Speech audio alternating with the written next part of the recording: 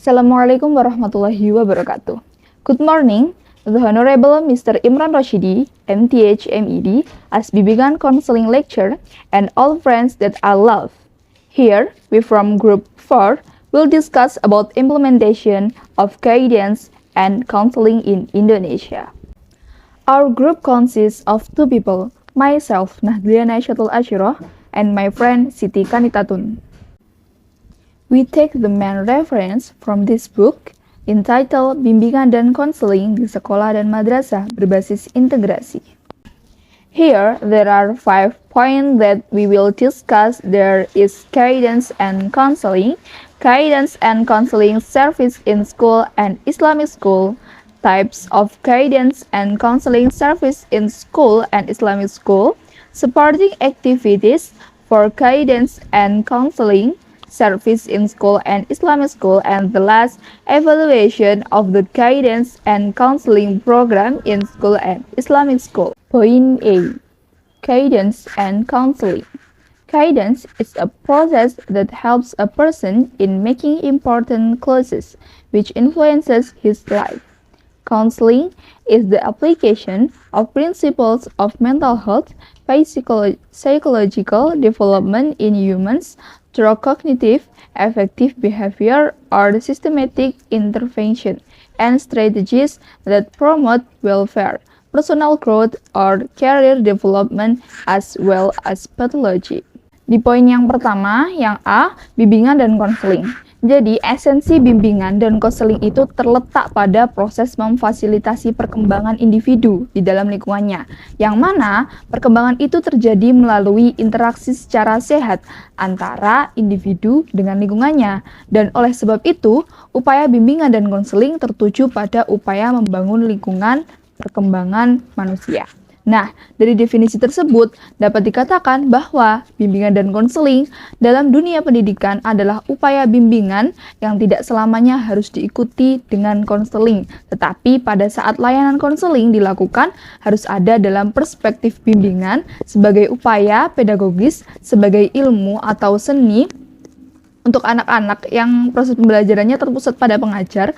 Pasca layanan konseling harus berlanjut dengan layanan bimbingan, karena konseling peserta didik berada pada lingkungan belajar dan perkembangan di mana layanan bimbingan secara terus-menerus dilaksanakan. Next, point 2, guidance and counseling service in school and Islamic school. Number 1, field of self-development. Number 2, field of social development. Number 3, field of development of learning activities.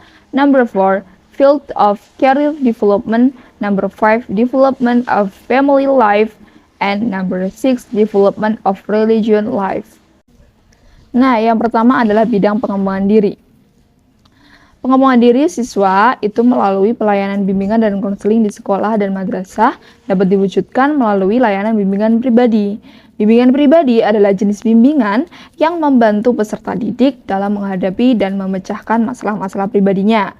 Nah, bidang pengembangan pribadi siswa ini mencakup 2 hal, yaitu ada mengembangkan aspek-aspek kepribadian siswa yang menyangkut dengan Tuhan dan dengan dirinya sendiri. Sedangkan menurut Surya dan Winkel, aspek-aspek persoalan individu yang membutuhkan layanan bimbingan pribadi itu ada 3, yaitu kemampuan individu memahami dirinya sendiri, kemampuan individu mengambil keputusannya sendiri, dan kemampuan individu memecahkan masalah yang menyangkut keadaan batinnya sendiri. Misalnya tentang persoalan yang menyangkut hubungannya dengan Tuhan. Kemudian, ada beberapa macam bentuk layanan bimbingan pribadi, yaitu yang pertama layanan informasi, yang mencangkup tentang fisik, motorik, bicara, emosi, sosial, penyesuaian sosial, bermain, keaktivitasan, pengertian moral, seks, dan perkembangan kepribadian. Yang kedua ada pengumpulan data. Nah, data yang dikumpulkan ini berkenaan dengan layanan bimbingan pribadi yang dapat mencangkup tentang identitas individu, kejasmanian, dan kesehatan, riwayat pendidikan, prestasi, bakat, minat, dan lain sebagainya. Dan yang ketiga, orientasi. Layanan orientasi bidang pengembangan pribadi ini mencangkup suasana, lembaga, dan objek pengembangan pribadi seperti lembaga pengembangan bakat, pusat kebugaran, dan latihan pengembangan kemampuan diri, tempat rekreasi, dan lain sebagainya. Yang kedua, yakni bidang pengembangan sosial. Terkadang individu itu mengalami kesulitan atau masalah dalam hubungannya dengan individu lainnya atau lingkungan sosialnya. Nah, problem individu yang berhubungan dengan lingkungan sosial itu, misalnya kesulitan mencari teman, merasa terasing dalam aktivitas kelompok, kesulitan menyesuaikan diri dalam kegiatan kelompok, kesulitan mewujudkan hubungan yang harmonis dalam keluarga, dan lain-lain.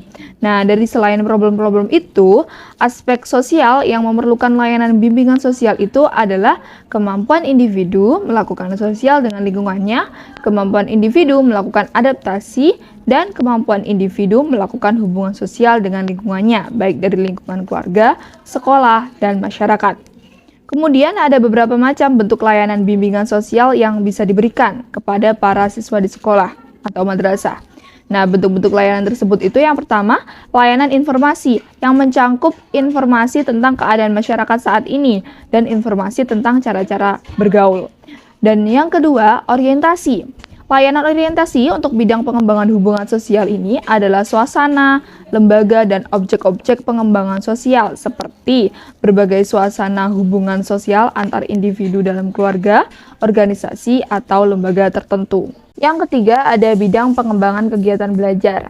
Nah, beberapa aspek masalah belajar yang memerlukan layanan bimbingan belajar atau bimbingan akademik itu adalah kemampuan belajar yang rendah, motivasi belajar yang rendah, minat belajar yang rendah, tidak berbakat pada mata pelajaran tertentu, kesulitan berkonsentrasi dalam belajar, terus sikap belajar yang tidak terarah, perilaku yang adaptif dalam belajar seperti kayak suka mengganggu teman ketika belajar, terus prestasi belajar yang rendah, dan lain sebagainya.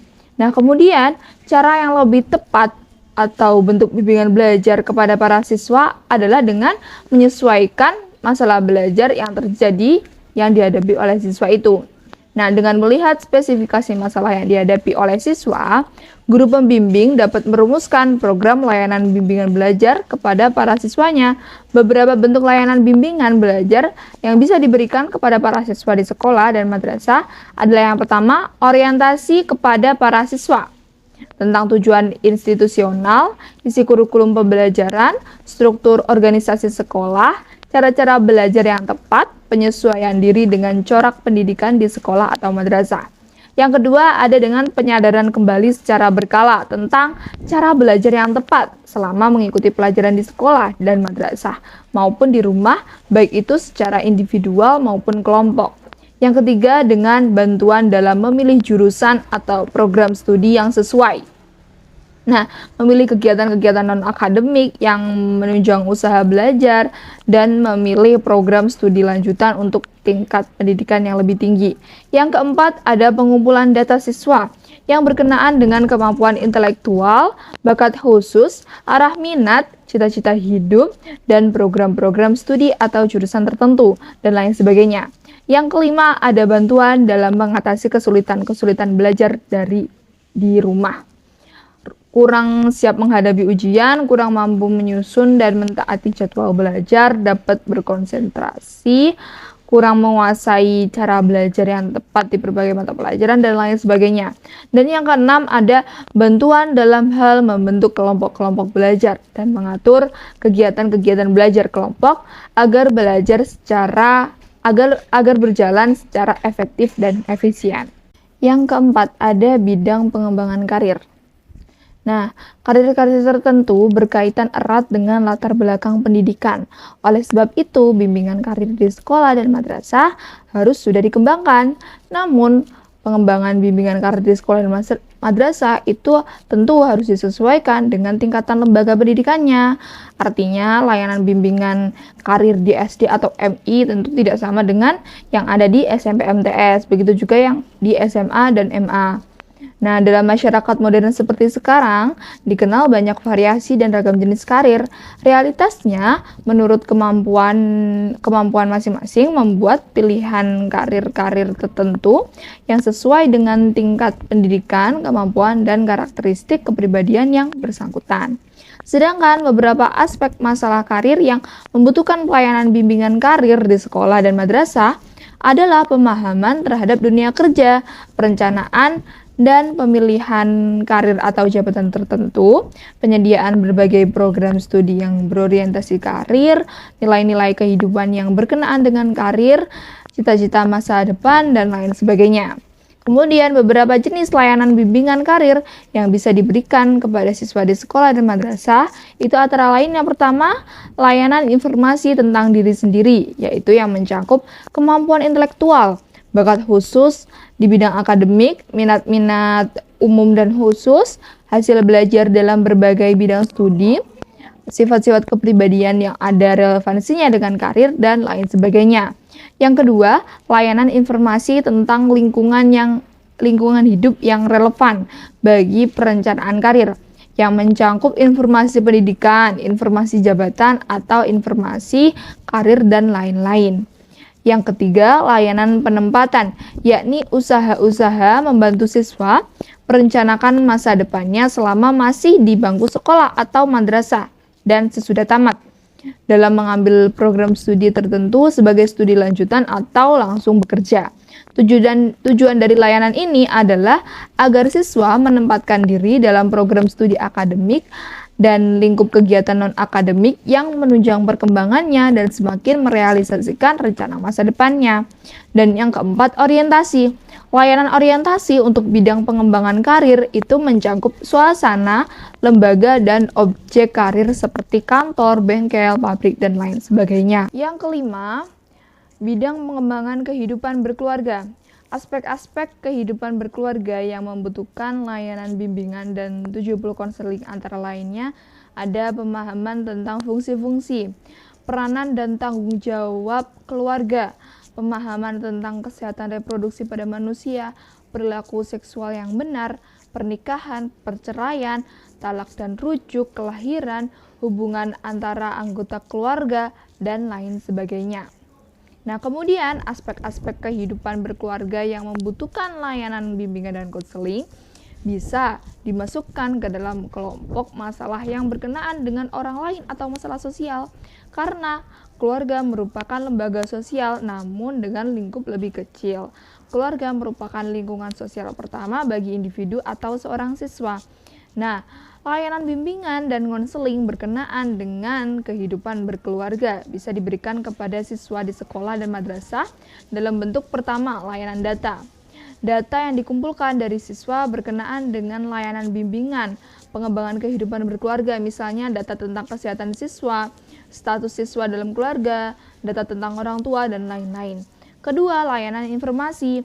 Layanan informasi berkenaan dengan bimbingan dan konseling bidang kehidupan beragama. Antara lain, informasi tentang pergaulan muda-mudi, informasi tentang kesehatan reproduksi pada manusia, informasi tentang perkawinan, talak, dan rujuk. Yang ketiga, orientasi. Layanan orientasi untuk bidang pengembangan kehidupan berkeluarga mencakup suasana lembaga dan objek kehidupan berkeluarga. Dan yang keenam, ada bidang pengembangan kehidupan beragama. Aspek pengembangan kehidupan beragama yang memerlukan layanan bimbingan dan konseling di sekolah adalah suasana lembaga dan objek keagamaan, seperti upacara ritual keagamaan, sarana ibadah keagamaan, dan situs atau peninggalan keagamaan. Kemudian, layanan bimbingan dan konseling yang berkenaan dengan bidang pengembangan kehidupan beragama adalah yang pertama, informasi. Layanan informasi untuk bidang pengembangan kehidupan beragama itu mencakup informasi tentang suasana kehidupan beragama, upacara-upacara atau ritual keagamaan, tempat-tempat ibadah, hari-hari besar keagamaan, dan lain-lain. Yang kedua, orientasi. Layanan orientasi untuk bidang pengembangan kehidupan beragama itu mencakup suasana keagamaan, lembaga serta objek keagamaan, upacara ritual keagamaan, sarana ibadah keagamaan, situs agama tertentu, peninggalan-peninggalan keagamaan tertentu,